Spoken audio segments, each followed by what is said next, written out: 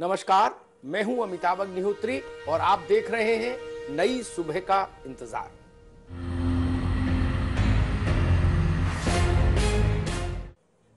कभी दुष्यंत ने लिखा था, हो गई है पीर पर्वत सी पिघलनी चाहिए, अब हिमालय से कोई गंगा निकलनी चाहिए। आज 3 तलाक पर जब हम बात करते हैं तो मेरे जहन में ये शेर बहुत शिद्दत से गूंजता है। सोचकर देखिए, हमारे घर की बेटी हो और जिसके साथ उसने पूरी जिंदगी गुजारने का फैसला किया, पूरे समाज के सामने पूरे रीति रिवाज से निकाह हुआ और अचानक एक दिन शौहर का मन पलट जाए। सेकंड्स में जिंदगी की तस्वीर बदल हो जाती है। तलाक तलाक तलाक और सब कुछ भस्मीभूत। किसी भी स्त्री के लिए इससे ज्यादा अपमानजनक कुछ नहीं हो सकता, इससे ज्यादा पीड़ादायी कुछ नहीं हो सकता।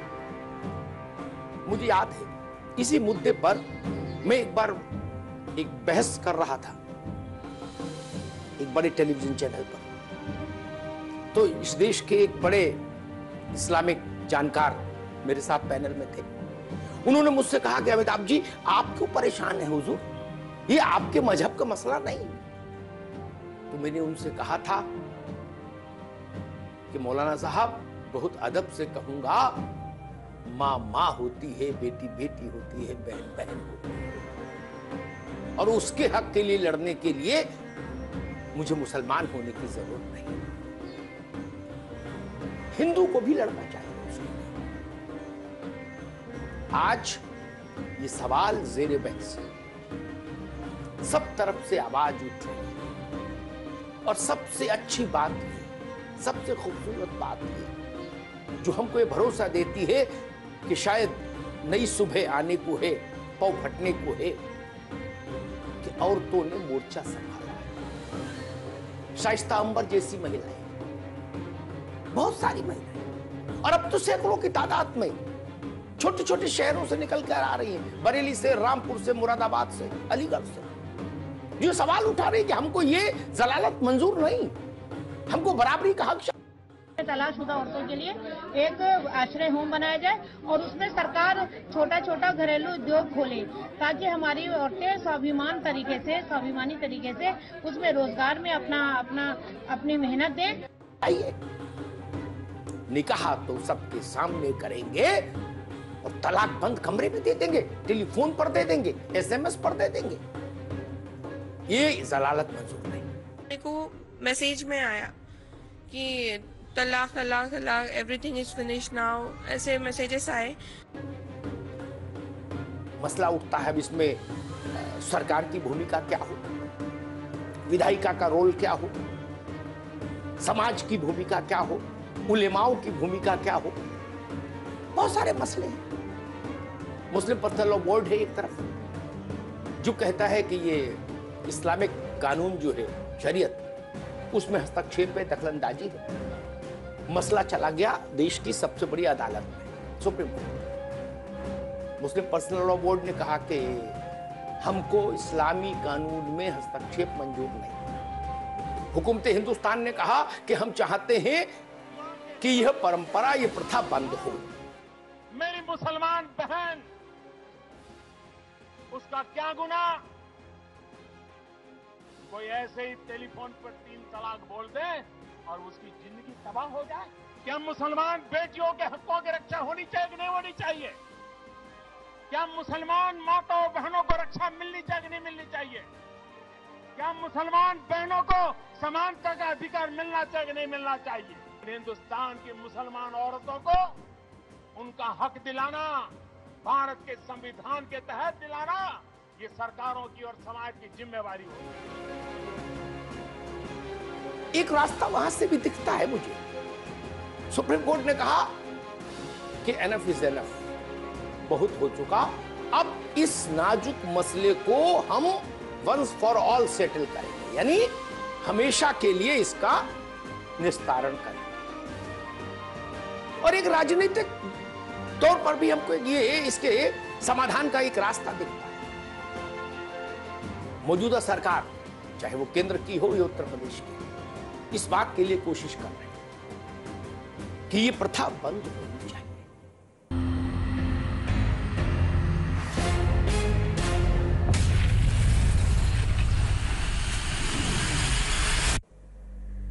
दरअसल ये बहुत बड़ी सामाजिक त्रासदी है। आप सोचिए, वो महिला जिसने अपनी दुनिया को सिर्फ और सिर्फ अपने पति के इर्द गिर्द समेट कर रख दिया पूरी उम्र भर, जिसकी शिक्षा दीक्षा नहीं हुई हो, जिसने दुनिया के बाहरी रंग नहीं देखे हो, जिसके पास कोई एक्सपोजर नहीं, केवल उसका पति और उसके बच्चे, और एक दिन अचानक उसका पति उसको घर से बाहर कर देता है, वो कहां जाए? किस दरवाजे पर दस्तक दे? क्या उसको हम यूं ही छोड़ देंगे? नहीं, ये नहीं होना चाहिए। ट्रिपल तलाक जो है ये अन इस्लामिक है, बाबरिक है, इनह्यूमन है, और इसका कहीं कुरान में कोई जिक्र नहीं है। तो ये जो मौलाना साहब लोग कहते हैं कि इस्लाम खतरे में आ जाएगा, हमारी शरिया का मामला है, तो शरिया सिर्फ वो औरतों के लिए क्यों इस्तेमाल कर रहे हैं? 3 तलाक सिर्फ औरतों के मसले में ये चिल्ला रहे हैं। ये लड़ाई जो आज इतनी शिद्दत से दिख रही है, ये लड़ाई बहुत वर्षों पहले हो जानी चाहिए। लेकिन फिर भी मैं कहूंगा कि चलिए, जब जागे तब सवेरा। मुझे याद आता है, राजीव जी प्रधानमंत्री थे। पुराने लोगों को तो ये प्रसंग याद होगा, लेकिन जो नई पीढ़ी के दर्शक हैं उनके लिए मैं जरूर कहूंगा। इंदौर में एक मुस्लिम महिला थी, बुजुर्ग, करीब 62-64 साल की उम्र थी उस वक्त उनकी। उनका नाम था शाहबानो। अब शाहबानो के 5 बच्चे थे। पूरी उम्र गुजार दी अपने पति की सेवा में और बच्चे पालने में, घर की देखभाल करने में, रोटी बनाने में। और जब शाहबानो 62-63 साल की हो गई तो उसके शौहर को ये लगा कि नहीं नहीं भाई, अब शाहबानो को घर में रखने की जरूरत नहीं, और उसने कहा कि तलाक तलाक तलाक। शाहबानो सड़क पर आ गई। पहले स्थानीय अदालतों में गई, जिला कोर्ट से बात शुरू हुई, जिला कोर्ट, उसके बाद मध्य प्रदेश का हाई कोर्ट, दोनों जगह से शाहबानो के हक में फैसला आया। और दोनों अदालतों से कहा गया कि भाई इस गरीब बुजुर्ग महिला को इसका धनवान शौहर गुजारा भत्ता दे। शौहर ने कहा ना जी, गुजारा भत्ता नहीं देंगे। मामला आ गया सुप्रीम कोर्ट। सुप्रीम कोर्ट ने ऐतिहासिक निर्णय दिया, एक ऐसा निर्णय जिसने इस भारत में एक नई बहस को जन्म दिया, एक ऐसा निर्णय जिसने भारत की राजनीति को भी बहुत गहरे तक प्रभावित किया। सुप्रीम कोर्ट ने कहा कि भाई सीपीसी का अनुभाग 125 इस केस पर लागू होता है, और ये कानूनी दायरा मजहब और जात से परे है, यानी ये हर हिंदुस्तानी, यानी ये मसला हर हिंदुस्तानी पर लागू। उसने गुजारा भत्ता देने के पक्ष में निर्णय दे दिया। हंगामा हो गया। मुस्लिम पर्सनल लॉ बोर्ड ने कहा कि ये शरीयत पर हमला है अदालत का। देश भर में स्थिति तनावपूर्ण हो गई, धरना प्रदर्शन होने लगे। पहली बार शायद ऐसा हिंदुस्तान ने देखा होगा कि सुप्रीम कोर्ट के जजेस के पुतले फूके जाने लगे। अच्छा, राजीव गांधी भी बड़ा अनिश्चय की स्थिति में रहने वाले व्यक्ति लगे मुझे। राजीव जी ने कुछ ही दिनों पहले लोकसभा में बनातवाला साहब एक निजी विधेयक लाए थे। वो विधेयक भी थोड़ा इसी मिजाज का था, शाहबानो के शौहर के मिजाज का। तो राजीव गांधी ने कहा कि नहीं, हमको मंजूर नहीं।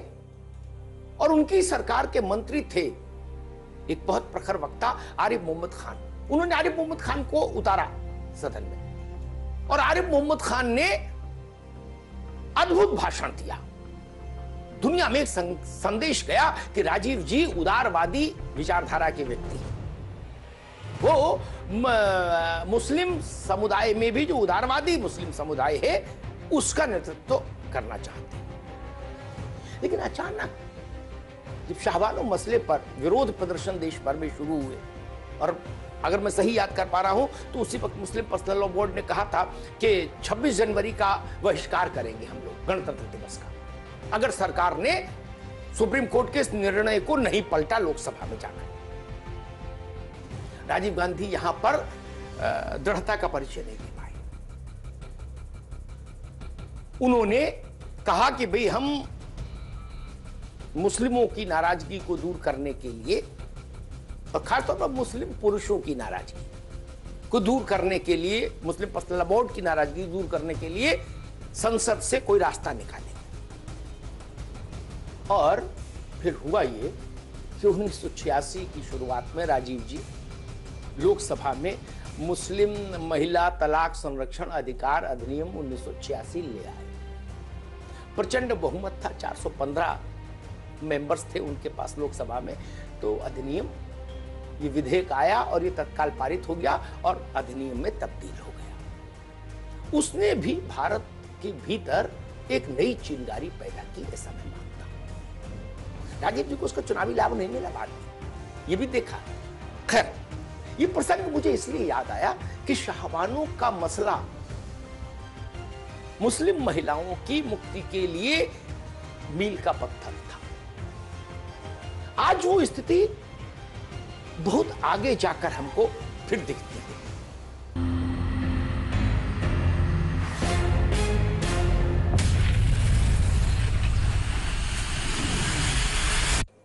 मसला शिया और सुन्नी का भी है, लेकिन फिर भी अगर ब्रॉडर सेंस में बात करें तो शिया पर्सनल लॉ बोर्ड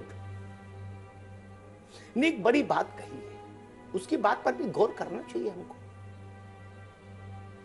उसके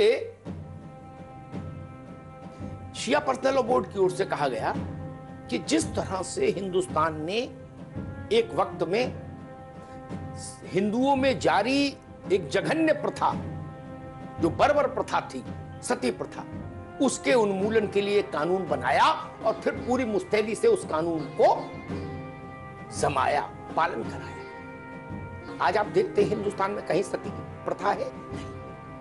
और उन राज्यों में राजस्थान जैसे राज्य भी थे जहां सती प्रथा के समर्थन में बड़ा भारी जनमत भी था। सती के नाम पर आज भी वहां एक मंदिर है।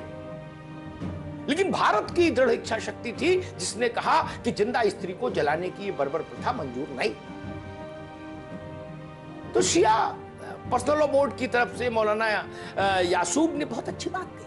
उन्होंने कहा उसी तर्ज पर मुस्लिमों में जारी 3 तलाक को रोकने के लिए सरकार एक कानून बना, एक मुश्त एक बार में मसला खत्म। हम चाहते हैं कि एक ऐसा कानून बने जैसे सती के लिए बच्चियां सती हो जाती थी, एक कानून बना सती प्रथा, वैसे ही हम चाहते हैं कानून बने ट्रिपल तलाक को लेके, और ऐसा सख्त कानून बने कि कोई भी आदमी तलाक देने की सोच ना सके।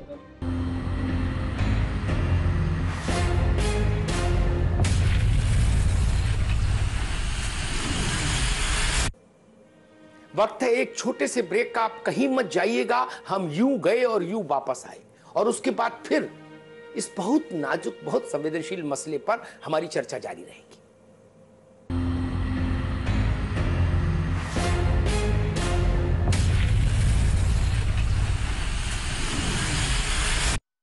मेरे पति मेहनत का काम करते हैं ना, तो कॉलर तो गंदा होगा ही। उनका फेवरेट शर्ट है, ज्यादा घिस नहीं ना सकते, हटवट गया तो।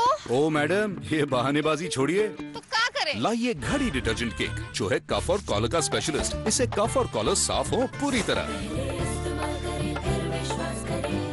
खुदी को आजमाया है तो ये अंदाज आया है, खुदी को आजमाया है तो ये अंदाज आया है।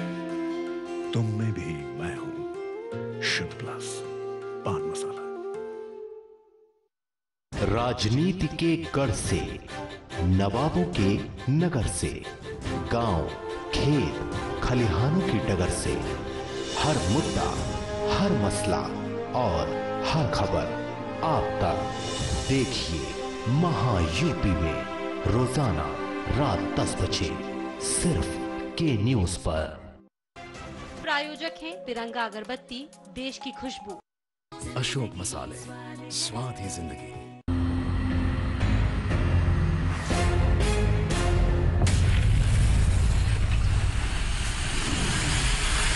ब्रेक के बाद आप सभी का बहुत बहुत स्वागत है। मैं हूं अमिताभ अग्निहोत्री और आप देख रहे हैं नई सुबह का इंतजार।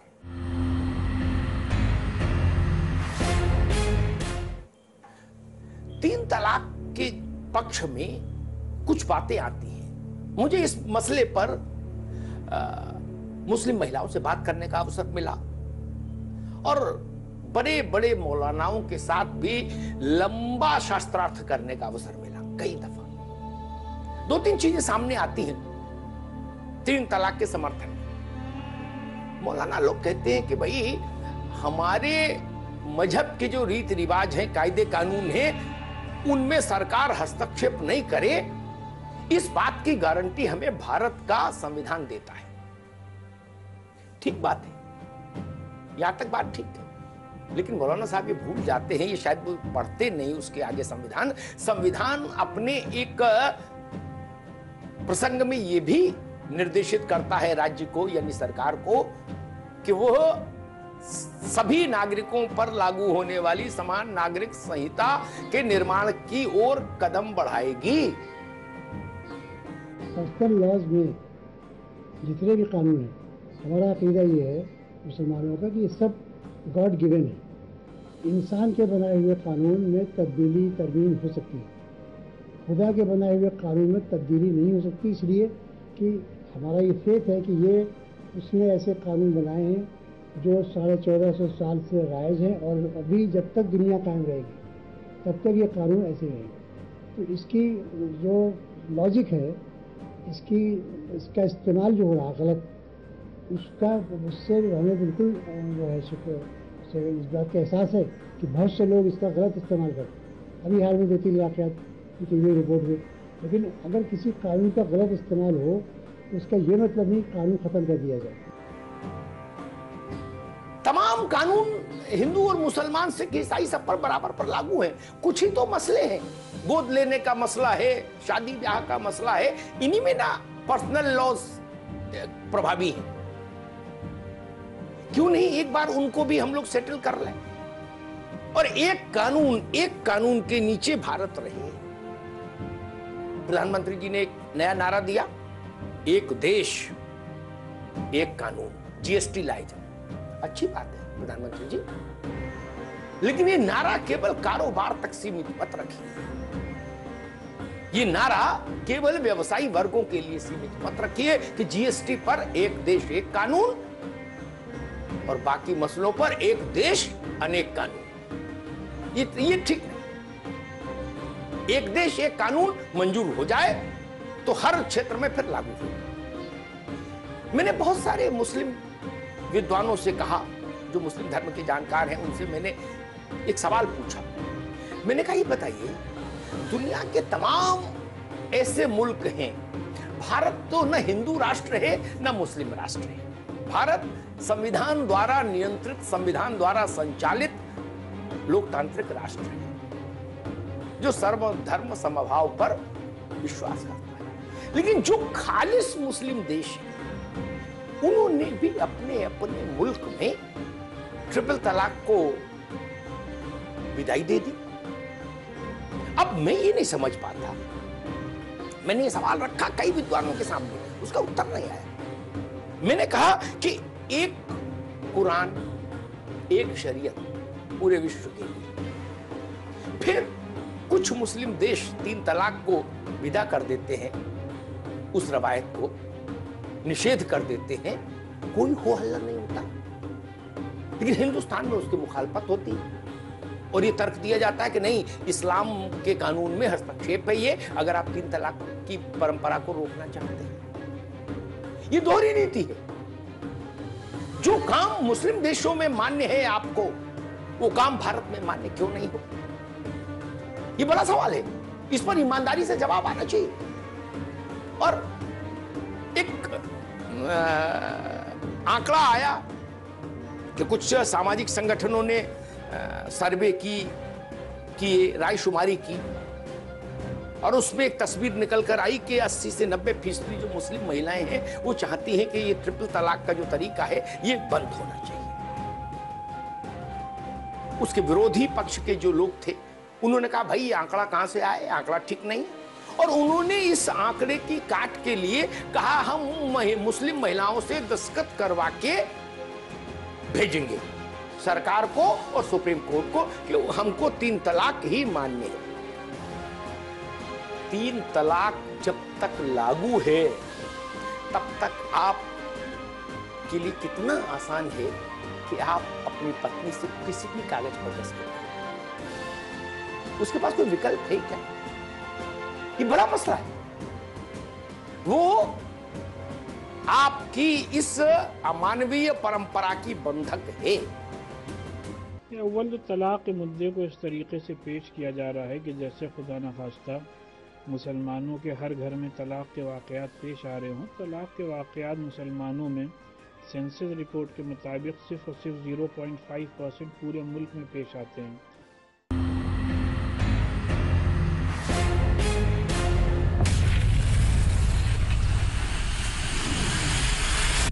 विरोध इस बिंदु पर नहीं है कि इस्लामी कानून के मुताबिक तलाक नहीं हो या क्यों हो रही है, इस पर कोई विरोध नहीं।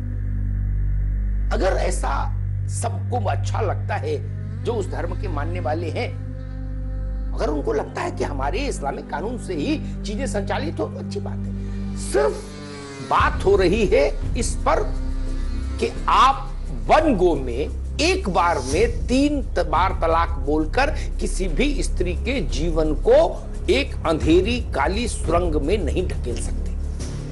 सिर्फ इतनी सी बात है, इसके आगे पीछे कोई विवाद नहीं।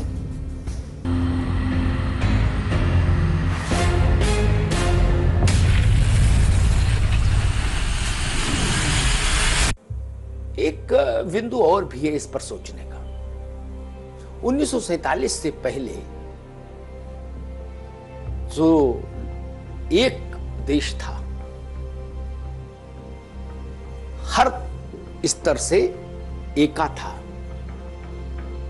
उस मुल्क फिर बाद में 1947 में जब विभाजन हुआ तो एक बड़ी आबादी वहां गई और एक नए देश का उदय हुआ जिसका नाम हुआ पाकिस्तान। मोहम्मद अली जिन्ना साहब की पहल। उस पाकिस्तान ने इस बीमारी को रोकने में सफलता पाई। क्या भारत के लिए शर्मिंदगी की बात नहीं, हमारे सबके लिए? पाकिस्तान में तमाम चीजें खराब हैं, हर व्यवस्था चरमरा रही है, लोकतंत्र करहा रहा है, बार बार तानाशाही लोकतंत्र के नवजात शिशु को निगल जाती है। आतंकवाद और सेना, इसके झंझावातों के बीच जूझ रहा पाकिस्तान। ये फिर भी उसने इतना जरूर किया कि वन गो में एक समय में 3 बार तलाक कहने से तलाक वाली जो रवायत है उसको बंद कर दिया। उसने कहा कि अगर तलाक लेनी ही है तो उसकी एक प्रक्रिया तय होगी, अवसर होगा दोनों पक्षों को अपनी बात कहने का, सुलह सफाई का भी अवसर होगा। शायद गुस्से में कह दिया हो, और अगर चरणबद्ध ढंग से तलाक होगा। यही तो मांग है। तलाक दे ही नहीं सके ऐसी बात तो कोई कह नहीं रहा ना। और तलाक दे भी देना चाहिए। अगर साथ चल नहीं सकते तो बेहतर है फिर खूबसूरती के साथ आप उस रिश्ते को छोड़ दें। सारी बहस इसी बात पर है कि क्या 2017 का भारत भी वन गो में तलाक, इस प्रथा को मौन रहकर स्वीकार करेगा? मुझे लगता नहीं। राजनीतिक दल क्या करेंगे वो अलग सवाल है, लेकिन भारत की सबसे बड़ी अदालत से उम्मीद है, और सबसे बड़ी उम्मीद है उन बहनों से, मुस्लिम बहनों से, जिन्होंने सदियों की इस व्यवस्था के खिलाफ मुखर होना शुरू किया है। वो अपनी बात टेलीविजन चैनल पर कह रही हैं वो अपनी बात सार्वजनिक मंचों से कह रही है। आप सोचिए, ये परिवर्तन भी छोटा नहीं है, ये परिवर्तन भी बहुत बड़ा है।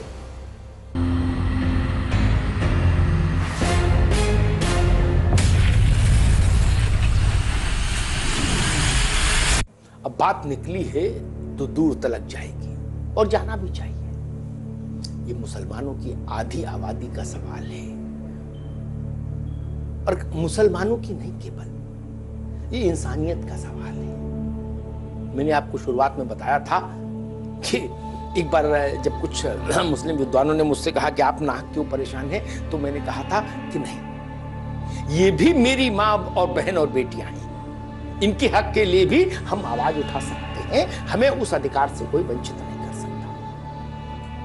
ये आवाज उठी है, इसको समर्थन भी मिल रहा है। आप सोचिए, बुर्का पहनकर महिलाएं उत्तर प्रदेश के मुख्यमंत्री के सरकारी निवास पर जाके कह रही हैं कि हमको इस प्रथा से मुक्ति दिलाइए। प्रधानमंत्री के पास चिट्ठियां भेज रही हैं, सुप्रीम कोर्ट में मामला है। ये सब चीजें बता रही हैं कि अब सुबह शायद बहुत दूर नहीं है। एक दिन फोन पे हमें तलाक पहले गाली गलौज हमसे फोन पे की, हम यही कह रहे क्या कि वजह बताओ हुआ क्या है, हमने तो कुछ करा भी नहीं है। उसने हमें फोन पे तलाक दे दी और उसके बाद जो है हमारी जिंदगी बर्बाद कर दी। लिहाजा हम यही अपील करते हैं, विनती है मेरी, श्री नरेंद्र मोदी जी और योगी जी जो हैं मुख्यमंत्री हमारे साथ, इसकी अपील हमारी अपील करें ताकि हमें इंसाफ और ऐसी जैसे सारा जो भी गुनहगार हैं उनको इंसाफ मिल के रहे। अंधेरा घना जरूर है, और ये भी बात ठीक है कि जब सबसे ज्यादा घना अंधेरा होता है तो उसके तत्काल बाद सुबह आती है।